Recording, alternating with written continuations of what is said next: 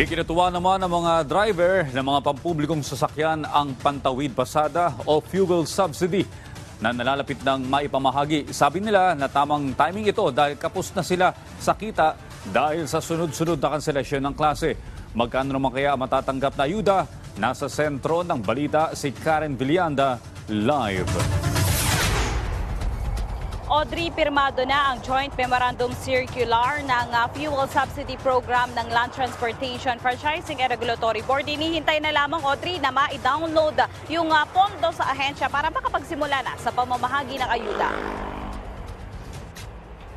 Nalalapit nang maipamahagi ang fuel subsidy para sa mga nangangailangang operator at driver ng pampublikong sasakyan. Ayon sa LTFRB, dapat ay Agosto ito nakatakdang ipamahagi pero bahagyang naantala dahil sa kulang na requirement para ma-download na ng Department of Budget and Management ang pondo ng LTFRB. Pero ngayong nakumpleto na ito, hinihintay na lamang makarating sa LTFRB ang 2.5 billion pesos na pondo para dito. Narito't pakinggan natin ang pahayag ni Joel Bulano, ang head ng Technical Division ng LTFRB.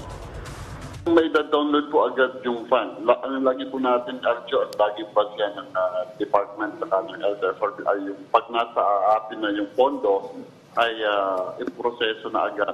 Ay may implement po agad yung ating pamamahagi ng fuel subsidy. So yung fund lang, ang pag-download lang po, yun lang po yung ating inaantay. Sa tala ng LTFRB, nasa 1.3 milyon ang mga operator-driver ng pampublikong transportasyon ang mga benepisyaryo. 6,500 pesos sa matatanggap ng traditional jeep at iba pang four-wheeled public utility vehicle. 10,000 naman sa modern jeep dahil mas mahal ang kanilang operational cost dahil may binabayaran pang amortization kada buwan. 1,000 sa mga tricycle driver at 1,200 para sa mga food delivery rider. Dahil muling nagtaas kahapon ang presyo ng diesel, ayon sa mga driver ay kailangan na nila ang tulong ng pamahalaan. Kahit kasi may klase na ulit, ang mga estudyante ay panay naman ang kanselasyon sa tuwing may bagyo, kaya naman matumal pa rin ang pasahero. Narito't pakinggan natin ang pahayagan ng mga tsuper. Sana nga makatikim para maipultang ko tong jeep ko. Grabe, malaki. 50% nawawala sa amin. Halos yung kinakarga kong 500, imbis na pumupondo yun, hindi na pumupondo ngayon. Malaki kasi may estudyante pa naman ako, ma'am. Oo. Kulang na kulang sa mga estudyante. Hindi po namin alam, ma'am, kung makakaya ko. Mag-ibang na lang kami, mag-ibang trabaho na lang kami. Audrey, sa panuntunan ng LTFRB, matatanggap ng mga operator ang fuel subsidy sa pamamagitan ng pantawid pasada card o di kaya ay over the counter at maaari din sa kanilang mga e-wallet. Audrey.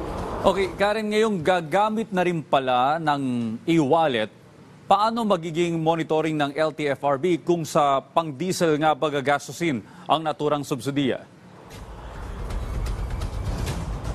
Yes, Audrey, tama ka dyan. At sabi ng LTFRB, mahigpit yung kanilang monitoring dito dahil kailangan magpasa ng undertaking sa mga operator kung sa LTFRB kung saan nga nila ginastos itong fuel subsidy. Para naman doon sa mga tsuper na hindi mabibigyan ng fuel subsidy o mababahagian ng ayuda ng kanilang mga operator, maaari silang magtungo sa LTFRB at isumbong yung kanilang operator at papadalhan ito ng show cause order ng LTFRB.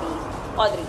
Okay, Karen, tuloy-tuloy yung pagtaas ng presyo ng mga produktong petrolyo. So hindi natin alam kung hanggang kailan ba ito tataas o kailan ito bababa. One-time, big-time subsidy lamang ba ito o may magiging kasunod pa ngayong taon? Yes, Audrey, gaya ng mga nakaraang fuel subsidy, one time, big time lamang ito. Sa ngayon, ito pa lang yung ikinakasang ayuda ng LTFRB para sa mga tsuper at operator ng pampublikong transportasyon. Pero dahil ito yung nakapasok, Audrey, doon sa General Appropriations Act o yung GAA 2023 na tinatawag. Pero ayon naman sa LTFRB, mag-aabiso sila kung magkaroon pa ng panibagong ayuda ang mga tsuper. Audrey. Maraming salamat, Karen Villanda.